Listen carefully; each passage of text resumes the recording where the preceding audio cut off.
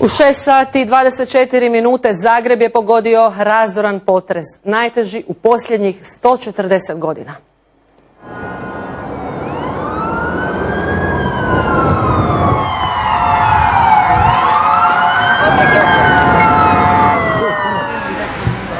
Dobro, ok, hvala ti na info, Tomo.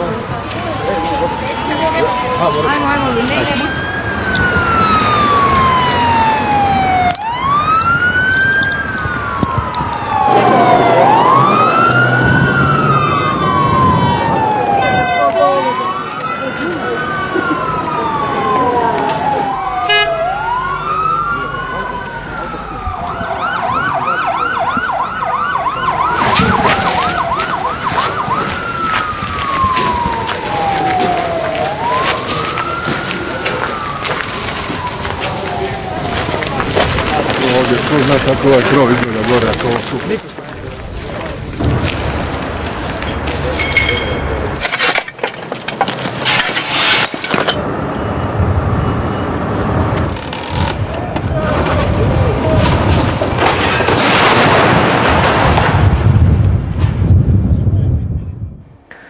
Cijela je Hrvatska u šoku nakon snažnog potresa koji je pogodio Zagreb. Magnituda je bila 5,5 prema Richterovoj ljestvici. Nakon toga slijedilo je još nekoliko potresa. U urušavanju zgrade u Đorđićevoj ulici teško je stradala 15-godišnja djevojka koja je u kritičnom stanju. Ozlijeđeno je 17 osoba. Snažna podrhtavanja tla izazvala su paniku među građanima koji su istrčali na ulice. Sat vremena u Zagrebu je bio potpuni kaos. Dijelovi grada ostali su bez struje, gasili su se semafori, ispred benzinskih postaja stvarale su se goleme kolone. Uznemirujući prizori s nadzornih kamera. U ovoj crkvi kao da je grunula bomba. Samo 10 sekundi poslije, centar glavnog grada izgledao je ovako. Potrgana armatura, crijepovi, dimnjaci. Na ovoj zgradi nestao je 4. kat. Ispred pošte u Jurišićevoj gromade su oštetile tramvajske vodove. Ljudi u šoku. Mnogi su istrčali van što su prije mogli, na čistine, u parkove, u automobile. Prenuti iz sna, u pidžamama, sa sobom su ponijeli samo najnužnije. Ako su uopće išta ponijeli. Potres je veličine 5,5 u Richteru. Ovo je najjači potres u Zagrebu u zadnjih 140 godina. Digla sam klinca i uzeli smo jakne i izletili iz zgrade. Mislila sam gotovo je. Baš se jako osjetilo, stvarno jako. Treslo je stravično, ja sam doživio u životu 2, 3 u inozemstvu, ovo je bio zaista jutros žestok. I u ovim starim kućama se najviše čuje škripa ovih drvenih greda. S obzirom da to nije prvi potres u ovoj zgradi, odmah sam znala da je potres. Kako je u toj zgradi ne znamo, jer mi smo slučajno imali ovdje parkiran auto, došli smo sa onim najnužnijim lijekovima i ničim drugim. Više od 15 ljudi je ozlijeđeno. U najtežem je stanju 15-godišnja djevojčica s ozljedom glave. Pristupljeno je reanimaciji odmah nakon dolaska pacijenta i trenutno se provode mjere intenzivnog liječenja i dodatne dijagnostike. Ozljeda je iznimno teška, ona je u životnoj opasnosti, na lijekovima koji održavaju rad srca i tlaka.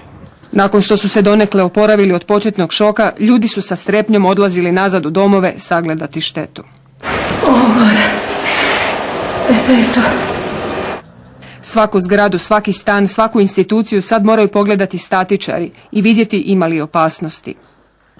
Dodatni problem je i ljudi koji imaju sumnju na zarazu od virusa, tako da treba vidjeti je li se ti ljudi mogu zadržati u objektima koji već imaju oštećenja ili ih moramo evakuirati. Vatrogasci cijeli dan imaju pune ruke posla. Spašavali su ljude iz stanova, dizala, morali su gasiti jedan ozbiljni požar. Ono što apeliramo je zaista ima u gradu 1000 dimnjaka i 1000 krovova, da ljudi pripaze malo na te situacije, da gledaju prema gore, da gledaju kako se kreću, da probaju ograditi ispred svoje zgrada ili kuća. Treba maknuti ljude od zgrada, znači postoje dijelovi zgrada koji vise, koji mogu pasti ili od jačeg vjetra ili od podrhtavanja, ali za sada je sve pod kontrolom. Vojska je pod najvišim stupnjem pripravnosti. 120 pripadnika vojske radi na raščišćavanju, svojim inženjerijskim strojevima odvoze ono što je palo sa zgrada. Poput ove kupole na vrhu zgrade na Središnjem trgu koja je srušena u kontroliranim uvjetima. Središte grada odmah je obišao cijeli državni vrh kako bi vidjeli razmjere štete. Ova šetnja kroz grad vam govori da je jako puno unutarnjih urušenja, unutar stanova i to je nešto što ovako na prvu niko od nas ne može pogoditi broj. Ali evo, izaći ćemo u susret svima maksimalno koliko možemo, svi su angažirani kao što vidite, tako da ćemo učiniti sve što je u našoj moći. Proračun će izdržati ovo.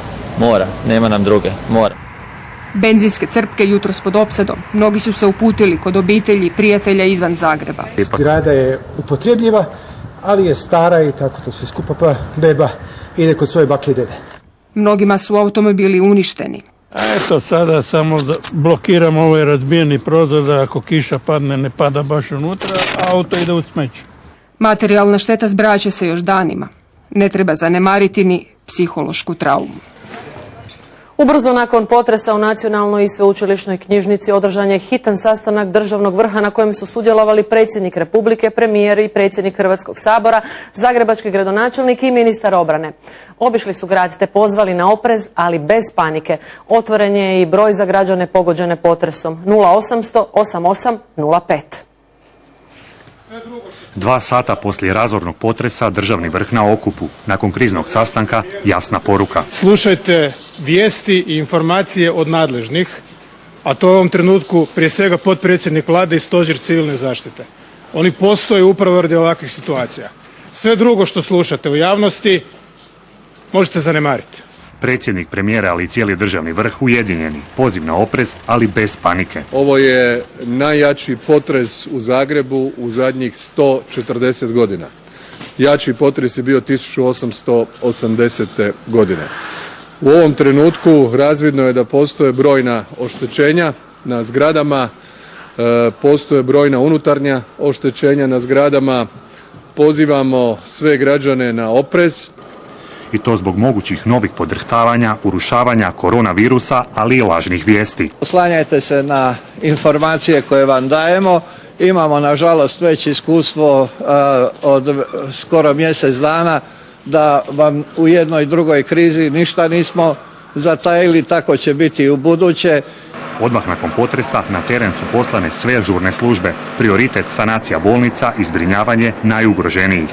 U one zgrade koje su stabilne, a dobit ćemo evaluaciju građevinara, treba postepeno vraćati pacijente upravo iz razloga da im se omogući adekvatno pružanje zdravstvene zaštite. Svi drugi pacijenti i one zgrade koje nisu statički adekvatne biti će zbrinjeni na adekvatan način. Prvi čovjek Zagreba pozvao je stanare starijih zgrada da ostanu na otvorenom, a novijih koje nisu ugrožene da se vrate kućama. 80% Zagrebčana stanuje u objektima koje imaju armirano betonsku konstrukciju.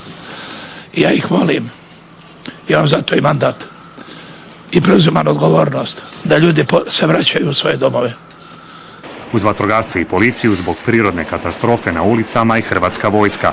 250 vojnika na trgu Bana Jelačića, glavni zadatak raščišćavanje središta Zagreba. Napravit ćemo jedan kompletan presjek situacije što smo do sada učinili kako bi mogli napraviti jednu projekciju brojčane veličine ljudi koje će nam trebati za sutra, kako bi sutra tijekom dana mogli završiti onaj najbitniji dio da raščistimo grad Zagreb od ovih ruševina. A treba će raščistiti Markov trg. Oštećeni su crkva Svetog Marka, zgrada vlade, to je Banskih dvora, ali središte zakonodavne vlasti. Hrvatski sabor seli u Zagrebačku gradsku skupštinu. Inače, oštećenja su dosta velika. Na drugom katu ima popucalih zidova, stepeništa, isto tako stropova, krovišta je na jednom dijelu uništeno. Ova dvorišna strana sabora je više stradala nego ona prema van. Nakon pregleda pogođenih dijelova grada u popodnevnim satima, drugi sastanak državnog vrha. Poziv unesrećenima kojima treba smještaj da se jave na besplatni telefon, ali i obavijest svima da se nikako ne približavaju starijim zgradama zbog opasnosti od urušavanja. I policija i vojska angažirat će dronove, snimit ćemo kompletno iz zraka situaciju na krovovima u gradu Zagrebu kako bismo dobili realnu sliku od opasnosti koje prijete. Zato apeliram na sve, hodajte što dalje od zgrada. Što dalje od zgrada da ne bi slučajno zbog vjetra sada počele padati ili crijepovi ili dijelovi fasada. Uz velike napore svih ljudi na terenu, bolnice se vraćaju u normalu. Nakon katastrofičnog početka dana, brza reakcija 2500 pripadnika žurnih službi pokazala je da sustav kada je najteže i najpotrebnije funkcionira. Ono što možemo sa sigurnošću reći to je da ćemo svi i Hrvatska vojska i policija, civilna zaštita, zdravstveni sustav biti na visini zadatka. I to teškog zadatka nošenja s dvije ozbiljne krize istodobno, jedne nevidljive, druge nepredvidive. Kao što ste već mogli čuti i vidjeti, najviše je stradao centar grada. Ondje su od jutra i naši reporteri koji se uživo javljaju u naše emisije poput Zrinke Grancarić već 12 sati. Zrinka, uistinu od jutra si na terenu, prošla si s ljudima od izlaska na ulicu do evo ovih kasnih večernjih sati. Jesu li se oni polako nakon one prvobitne panike počeli vraćati u svoje domove? Pa ja se trenutačno nalazim u Jurišićevoj ulici u samom centru grada. Ovdje kada pogledam oko mene je možda nekih 5-6 prozora gdje ima svjetla, tako da je to ono što mogu u ovom trenutku reći i ovdje, ali ono što je sigurno ljudi na ulicama nema i da ih ima bilo bi im zaista jako neugodno jer je prilično hladno, zapuhao je dosta jak sjeverac, tako da nije baš ugodno, a zbog vjetra naravno niti previše sigurno i dalje biti na zagrebačkim ulicama. No ono što treba svakako istaknuti u odnosu na ono što smo mogli vidjeti tijekom jutra kada sam bila upravo na ovoj lokaciji negdje oko 8 sati, kada sam vidjela te gromade koje su pale sa zgrade pošte ovdje lijevo od mene, kada su tu bile te velike stijene, te velika kamenja koja srećom nisu ozlijedila apsolutno nikoga, već su samo oštetili vodove tramvajske mreže koji su u tom trenutku visili po ulici. U ovom trenutku kada pogledate oko mene nema apsolutno ničega. I onaj koji možda nije pratio, a naravno da takvih nema, ali da bi netko sada u ovom trenutku dođe i pogleda Jurišićevu ulicu, rekao bi pa ništa se nije dogodilo, grad izgleda normalno. Dakle, ulica je čista, nema niti jednog jedinog kamenčića, sve je apsolutno oprano, ti vodovi koji su visili su uklonjeni i onaj dojam kojeg ja u ovom trenutku imam nakon cijeloga dana na terenu mogu reći vraćamo se nekako u normalu, sve se polako smiruje, stvari idu nabolje, bit će sve u redu. Petre, ti si isto poput Zrinke cijeli dan na terenu, evo ona nam je rekla da se stanje nekako polako vraća u normalu. Ti si na trgu Bana Jelačića, velika panika vladala je jutros, vjerujem, evo i sada vidimo da baš kao i u Jurišićevoj ljudi nema, vratili su se ili u svoje domove ili potražili neki alternativni smještaj. Tako je, evo na trgu Bana Jelačića također nema puno upaljenih svjetala, ali na trgu su hrvatski vojnici, njihova oprema, naravno komunalne službe grada Zagreba koje zapravo još uvijek i čiste ulice, ali i raščišćavaju one ostatke od jutrosa u obilasku hrvatskih vojnika koji su također na zadatku od ranih i jutarnjih sati. Hrvatska vojska između ostaloga uz Ministarstvo unutarnjih poslova, uz Zagrebački holding, uz civilnu zaštitu prvi su pružili i priskočili u pomoć građanima grada Zagreba. Sa mnom u društvu je ministar obrane gospodin Krstičević. Gospodine Krstičević, u ovom trenutku koliko ima pripadnika Hrvatske vojske još na terenu i koji obavljaju zapravo ovu bitnu mirnodopsku humanitarnu zadaću u ovim uistinu teškim uvjetima? Pa prije svega dobra večer svim gledateljima Hrvatske radiotelevizije. U ovom trenutku je 285 hrvatskih vojnika i kao što smo vidjeli, pravovremeno smo izašli ovdje u grad Zagreb, pomogli smo danas gradu Zagrebu.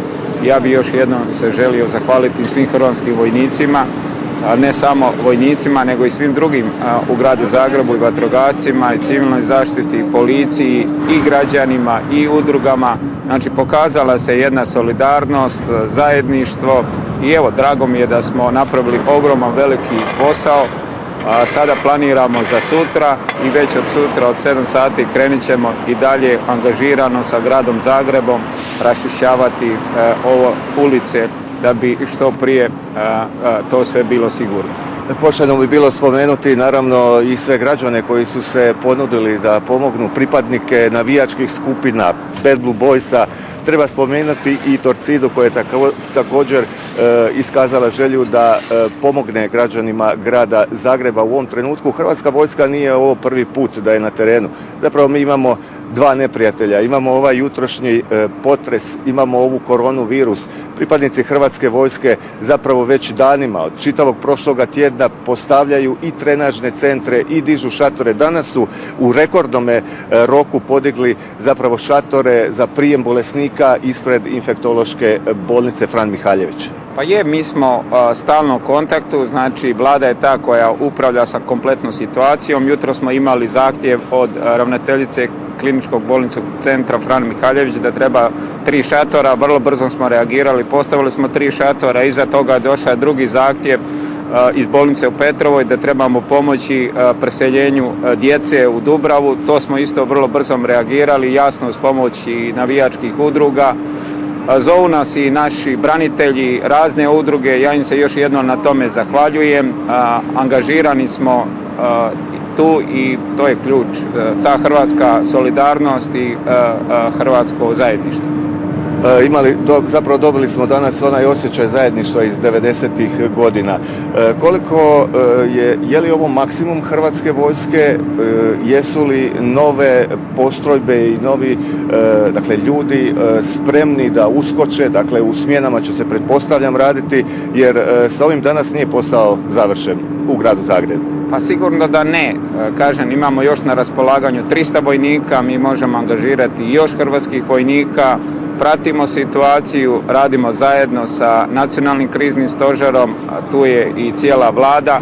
Prema tome, kroz sustav domovinske sigurnosti združujemo resurse države organizirano, sustavno, upravo sa ciljem da bi naši građani se mogli osjećati sigurno i sigurno da je Hrvatska vojska ima još jako puno i logističkih sposobnosti i spremni smo sve te sposobnosti kao i do sada dati našoj zajednici i da naša zajednica, da naši građani mogu biti mirni i sigurni.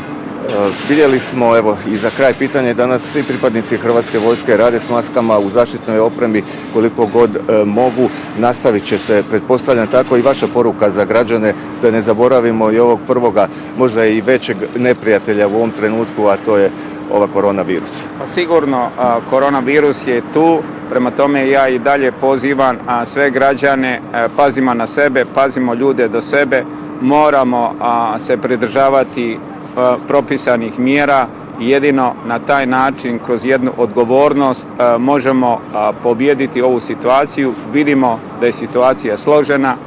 Ono što sam već prije neki dan rekao, ovo je maraton, ali ja sam uvjeren uz jedno zajedništvo, uz jednu disciplinu, uz jednu odgovornost i uz jednu komunikaciju da možemo zajedno ovo pobijediti. Ministre, hvala na ovom razgovoru, izravnom javljanju za središnji dnevnik Hrvatske televizije. Ja ću još, cijenjeni gledatelji, podsjetiti, dakle 1880. godine, tog prohladnog 9. studenoga, u 7 sati 3 minute i 3 sekunde bio je onaj katastrofalni potres koji je zapravo do temelja uništio Zagreb. 140 godina poslije doživjeli smo ponovno gotovo sličnu sudbinu. Tada je u Zagrebu živjelo 40.000 stanovnika i oni su bili disciplinirani i slušali tadašnje informacije od gradskog vrha ili tada državnog vrha. Tadašnja procjena štete u Zagrebu bila je negdje, ako bi pretočili u ove novce današnje naše, oko 7 milijuna eura. Mi ćemo, evo, vjerujemo ovih dana znati kolika je ta šteta, ali možda to sada u ovom trenutku nije toliko bitno, koliko da sačuvamo prisebnost, razum i ono najvažnije, da sačuvamo glavu na ramenima. Toliko za sada iz središta grada Zagreba. Kolega Vlahov govorio nam je o velikoj materijalnoj šteti koja se još uvijek ne zna, no osim brojnih zgrada oštećene su i mnoge bolnice. Najteža je u Petrovoj, iz koje su trudnice i žene s malom djecom izašle na ulicu. Nekoliko porođaja liječnici su obavili u automobilima. Uz pomoć vojske i Bad Blue Boysa rodilje su prebačene zajedno s inkubatorima u kliničku bolnicu Dubrava. Jutros je potres na hladnu ulicu istjerao majke s bebama, trudnice i medicinsko osoblje iz Petrove bolnice. Zbog oštećenja stare zgrade i pada dimnjaka ostali su bez struje i grijanja. U preseljenju inkubatora pomagali su Bad Blue Boysi i vojska. Mogu reći, od potresa do sada porodili smo i 2 zdrave djece. Jedan nam je porođaj još u tijeku. Ono što je naše gledatelje moglo zanimati je da su se porođaji dok je ta evakuacija i premještaj stare u zgradu na onkologiju trajala, da smo porode doslovno imali u autima. Trudnice su čekale odluku ostaju li u bolnici. Zbrinuti smo za sada. Kakav je plan, što su vam rekli, gdje će vas premjestiti? Trenutno idemo doma pa ćemo vidjeti dalje. Osim Petrove bolnice i druge ustanove Kliničkog bolničkog centra Zagreb, koje su razmještene na 6 lokacija u gradu, imaju oštećenja. I na klinici za ortopediju lokacija Šalata, dosta ozbiljna oštećenja u glavnoj zgradi i također oštećenja na radilištu Jordanovac. Po izvidu građevinske struke u okviru civilne zaštite koja je poslana k nama na izvid, čekamo njihovo pismeno izvješće. Vjerojatno, odnosno vrlo vjerojatno će se ova stara zgrada moći koristiti nakon njihovog izvida kad ga završe. U Draškovićevoj ulici stara zgrada klinike za traumatologiju također je oštećena. 40-ak pacijenata je preseljeno. Sada smo bili prisiljeni opet u taj novi dio zgrade, kažem novi 1963. koji statički je puno bolji nego ovaj stariji dio zgrade. Smo bili prisiljeni tamo privremeno preseliti pacijente. I dječja bolnica u Klajićevoj ima oštećenja.